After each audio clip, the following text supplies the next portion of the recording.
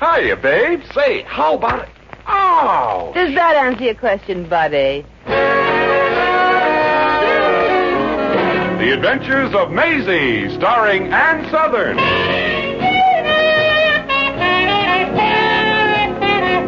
You all remember Metro-Goldwyn-Mayer's famous Maisie pictures.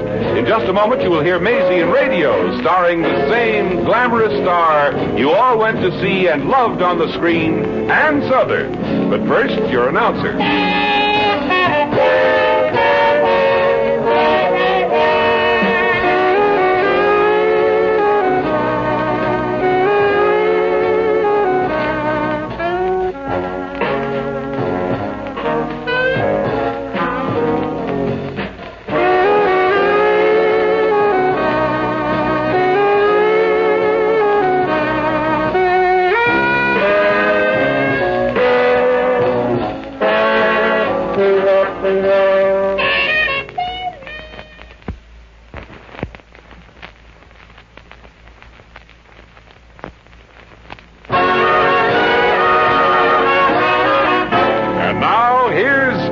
Southern as Maisie. Yep, I'm Maisie, like the man said. Maisie Revere of Brooklyn. And just at the moment, I'm the third from the left in the opening chorus of the new musical comedy, I Love You. I have a speaking part, too. When the ingenue is explaining in the first act how much she hates the guy she's going to marry at the final curtain, I turn to one of the other girls and say, how about that? I'm also understudying the girl who plays the comedy lead, the most disgustingly healthy female I've ever met. I'll never get to play the part. But anyway, it's fun being in the show again, and I've met some interesting people. For instance, this stage door Johnny from Texas. He's about 55. He's in New York on some sort of an oil deal, and he's lonely for somebody to talk to. He's kind of nice, and since he likes to take me out for a late dinner after the show, I'm willing to listen to him. You know, Maisie, gal, I've just figured out why I've taken such a shine to you. You know why? Well, 2 days ago you told me I was pretty as a painted pony. That is sure enough the truth. And you got big, warm, brown eyes that's almost as beautiful as my Lazy Belle's eyes. Is that your wife or your horse?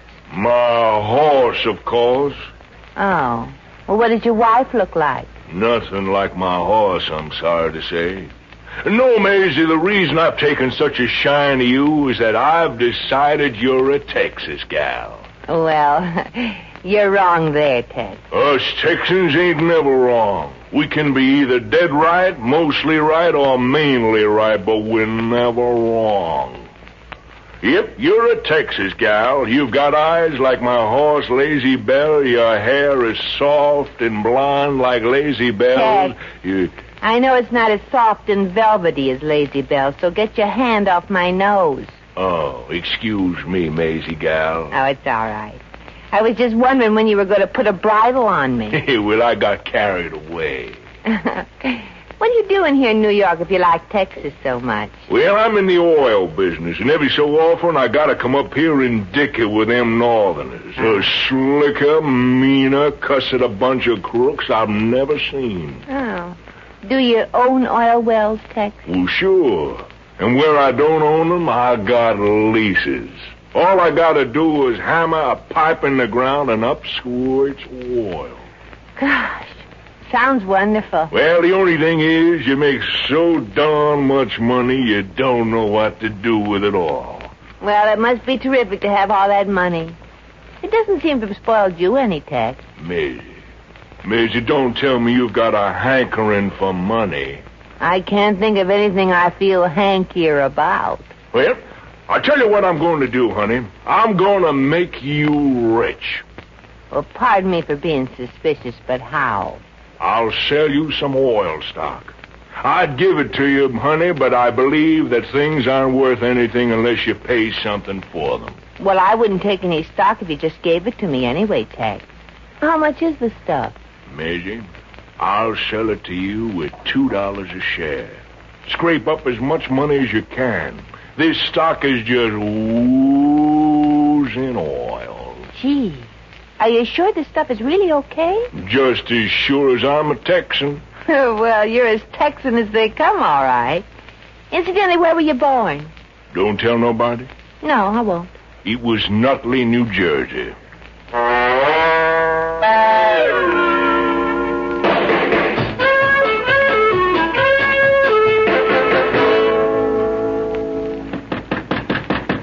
If that's you, Eddie Jordan, I'm not dressed yet. Maisie, it's me, Mrs. Kennedy. I've just got to see you a minute. Oh, well, come on in then.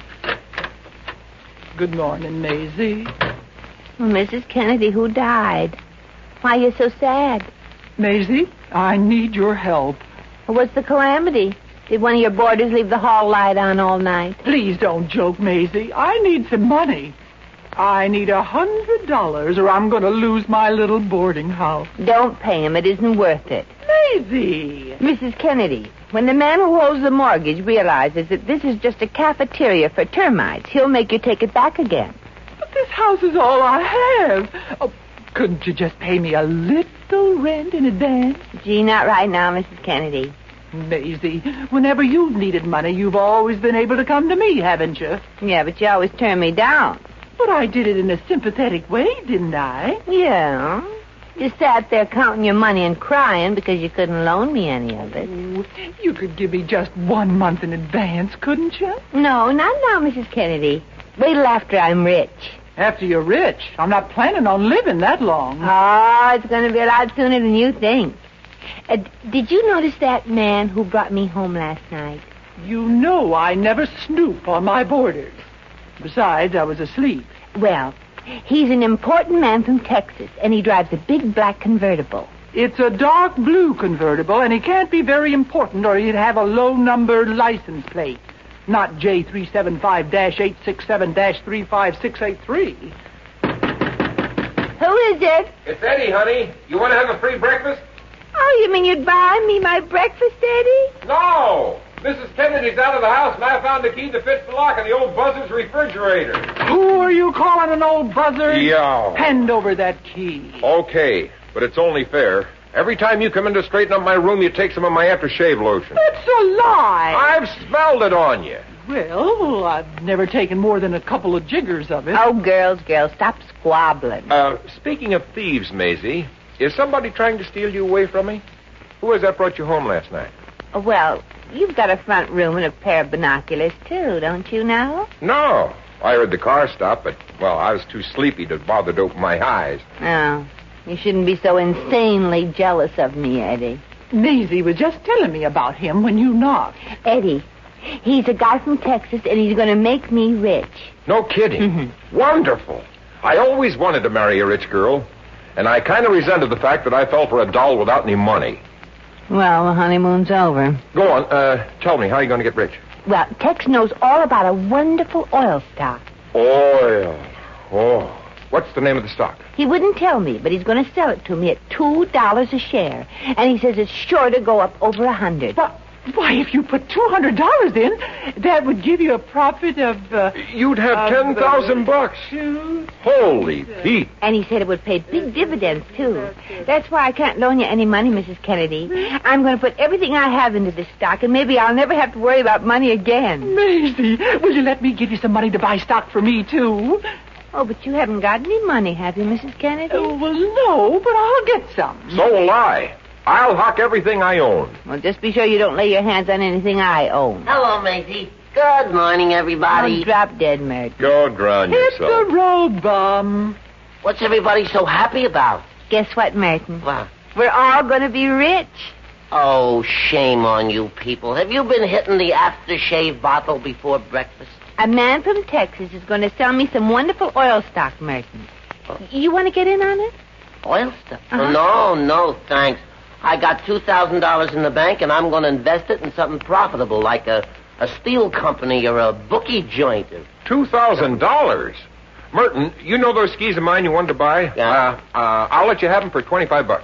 You need the money, huh? Yeah. In that case, I'll give you $15 for them. Why, you little robber, I'll sell them to you. Merton, would you mind paying me a month or two advance rent? Well, I want 20% off and kitchen privileges. You drive a hard bargain, Merton. I'm a hard man. This is my revenge for the crummy plumbing around here. Well, Merton, I wonder what I've got that you want. Oh, Maisie, can there be any doubt? A kiss from those soft red lips. Merton, back up a little. Your breath is singeing my eyebrows. I know that you will never love me, Maisie, but I would be willing to pay $15 just for one good morning kiss from you. What do you say, baby? Eddie, are you going to let Merton make these passes at me? What kind of a boyfriend are you? I'm the commercial type. Take the $15. Nothing doing. I'm going to collect everything I can and pawn it. When I'm through, it's going to look like old home week at Uncle Moe's hockey shoppy. $20?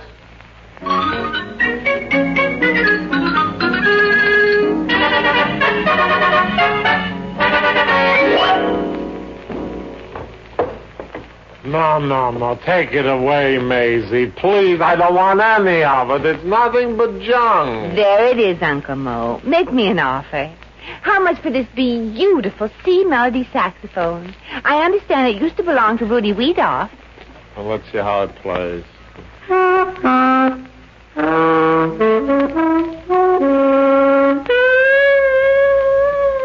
Uncle Moe, I didn't know you could play. I was with Lombardo for 3 years. Guy Lombardo? No, Jake Lombardo in his Beer Garden 5 minus 2. I'll give you $5 for it. I need 10, Uncle Moe. Your grandchildren would love it. Amazing musicians in the house I don't need. $10, Uncle Moe. Wouldn't you like to hear somebody say Uncle Moe's grandchildren are strictly from Dixie? Never. 7.5. I hate myself for saying it. Okay. Here's my portable typewriter. $5, it ain't worth it. Okay, and you're right. Oh, and here's my diamond bracelet.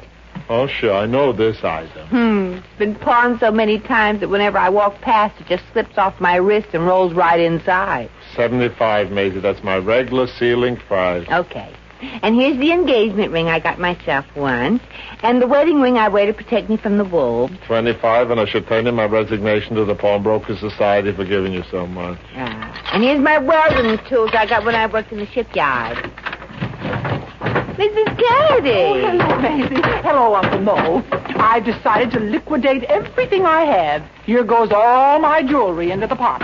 No, take it away, please. Hi, folks. Hey, Uncle Moe, how'd you like to buy a hot trombone, $50? Please, take it away, $35. It's a deal. It's gonna be wonderful, Maisie. Yeah, we're going to be rich, Uncle Moe. Don't tell me how. I wouldn't sleep all night thinking what dopes you are. If I get rich enough, I may even become a debutante. Maisie, money or no money, you'll never become a society girl. There's too much Brooklyn in you, doll. Well, I may not be from one of the first families in Virginia, but starting tomorrow, I'm going to be one of the oiliest in Texas.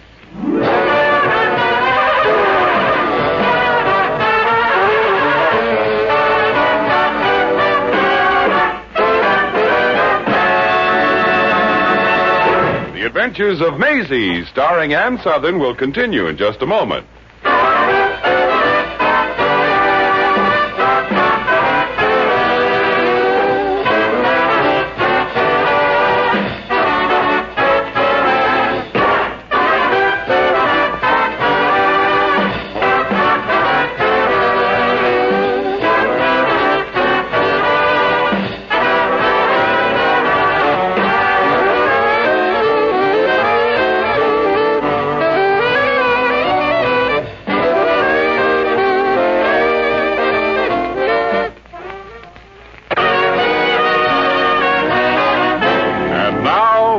To Maisie.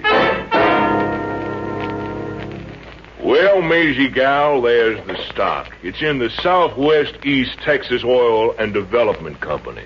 Gee, Tex, I can't tell you how I appreciate this. I hocked everything I had to get this $1,500.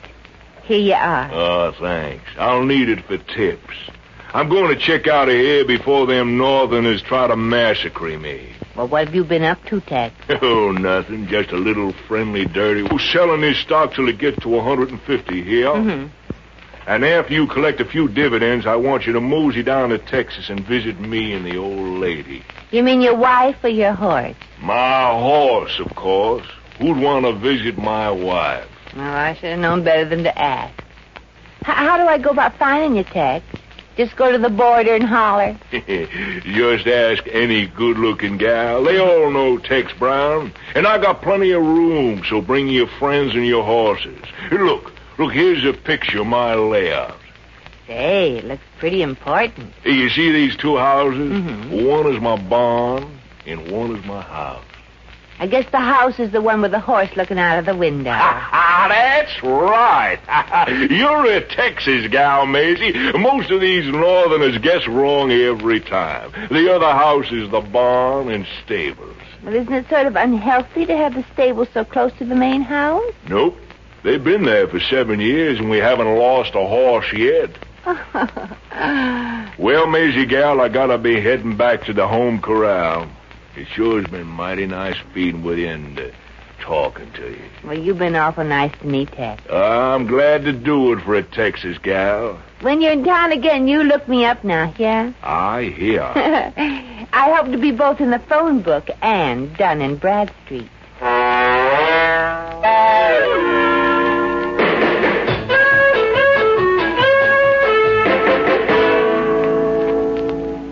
And here's yours, Mrs. Kennedy. Oh, I'm so excited about this. Oh, excuse me. I put a little brandy in my coffee to celebrate this morning. Just think. I own some stock in the Southwest East Texas Oil and Development. Oh, aren't these certificates pretty? A beautiful rainbow with a pot of gold at the end of it. I wish I had a pot like that. You got the beginning of one, brother. And do we get more money if they strike a lot of flushers? Gushers. Oh, flushers, gushers, so long as it's oil. Oh, boy, oh, boy.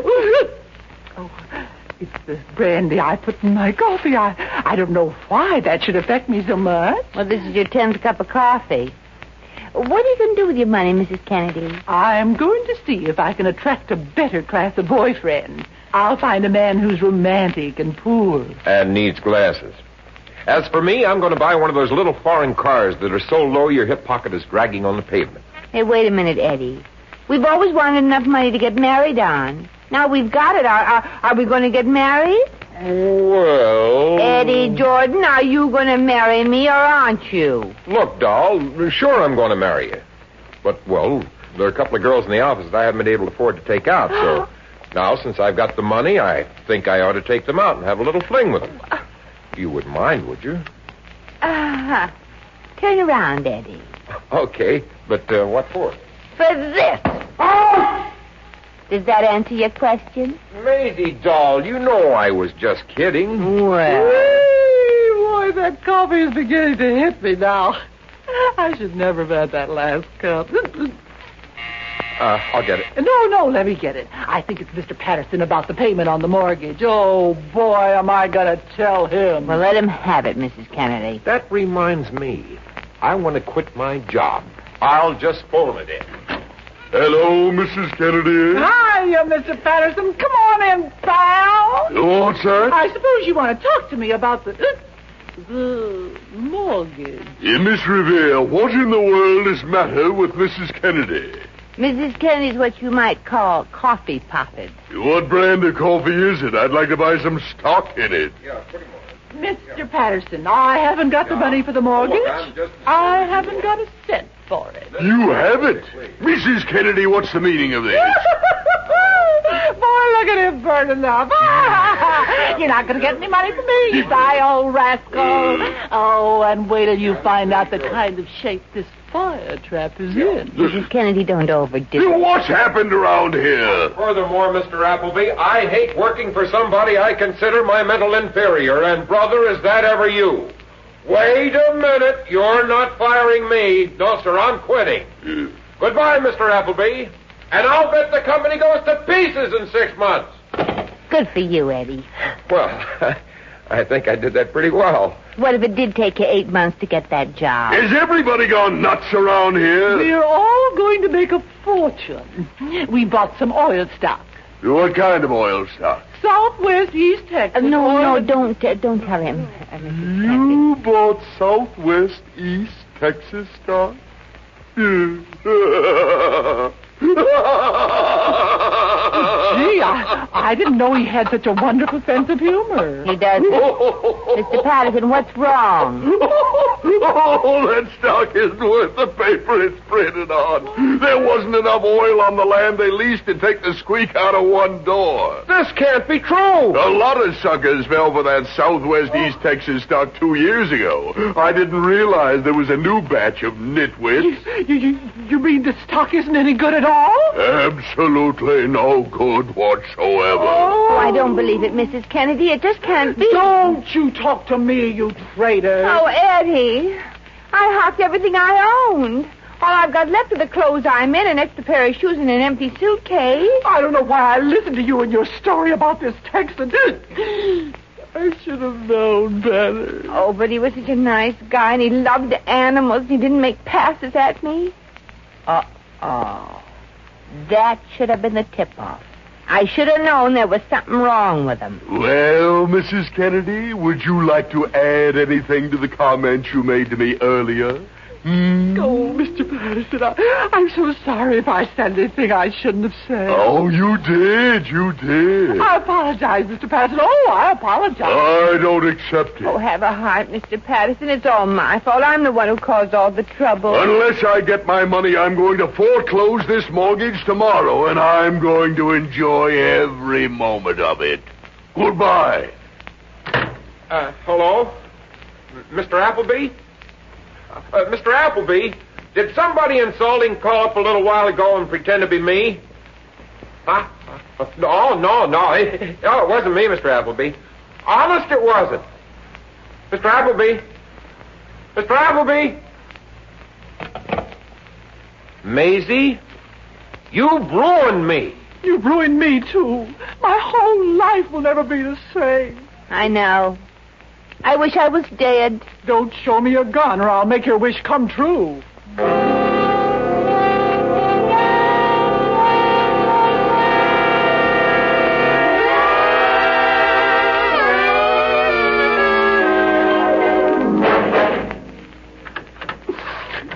Oh, boy, this is one night when I had a hard time smiling in the chorus. What's that? It's me, Merton Falsgruber. What's left of me? Well, gee, Merton, I never thought I'd come back and find you crying. You're the one who still has all his money. Oh, not anymore. I bought all that stock for $2 a share, and it isn't any good. I just found out, so... Oh, gee. You want to rest your head on my shoulder while you tell me how it happened? Yeah. Merton. Oh, yeah. Well, I don't know how it happened exactly, Maisie, except as soon as I came home from lunch, Eddie and Mrs. Kennedy were waiting for me, and Mrs. Kennedy poured me a cup of coffee.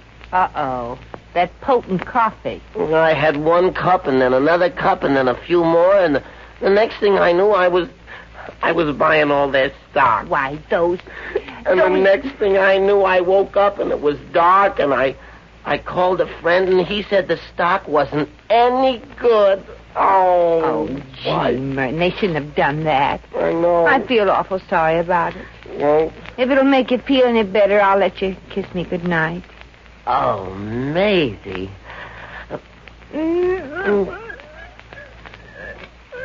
Merton!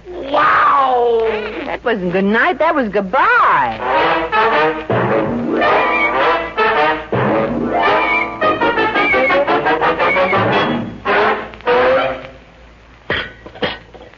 Here's your coffee, Maisie. I hope there's nothing in this coffee but coffee. That was a dirty trick you played on Merton last night. I had to decide between my bank account and his. And believe me, it wasn't a tough decision. He's young and needs the experience, and I don't. The poor kid's heartbroken.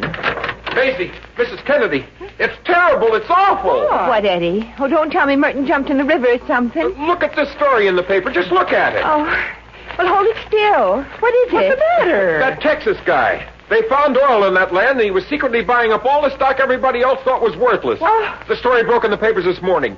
That stock was worth a fortune.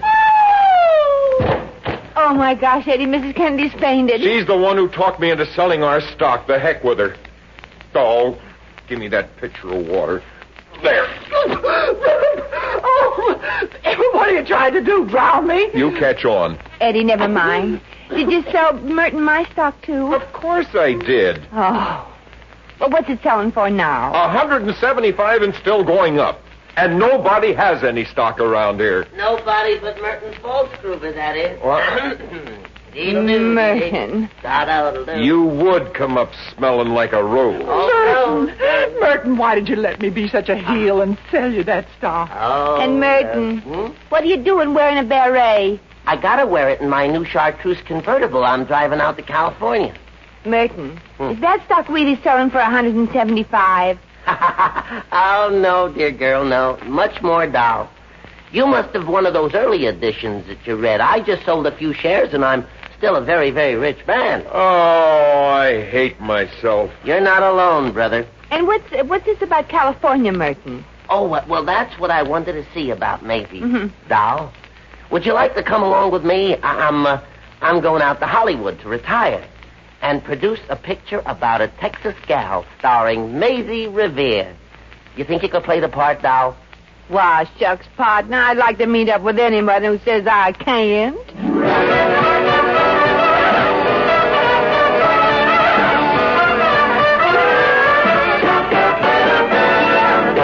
In just a moment, we shall return to the adventures of Maisie.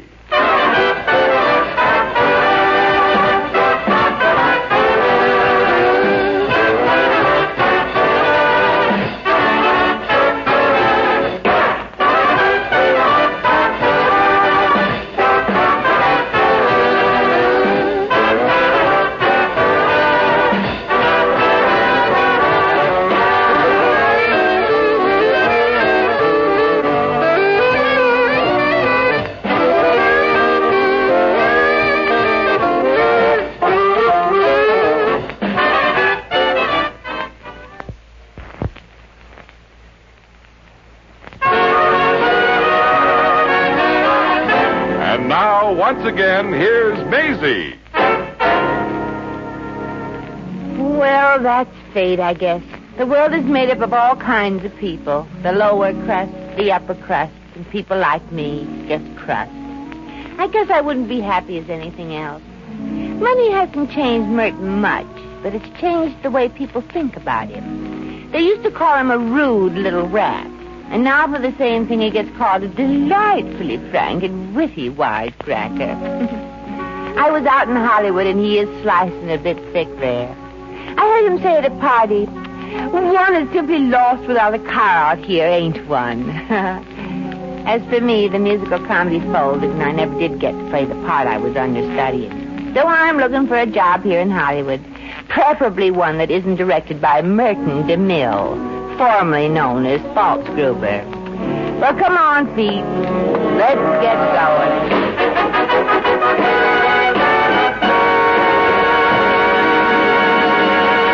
You have just heard The Adventures of Maisie, starring Ann Sothern.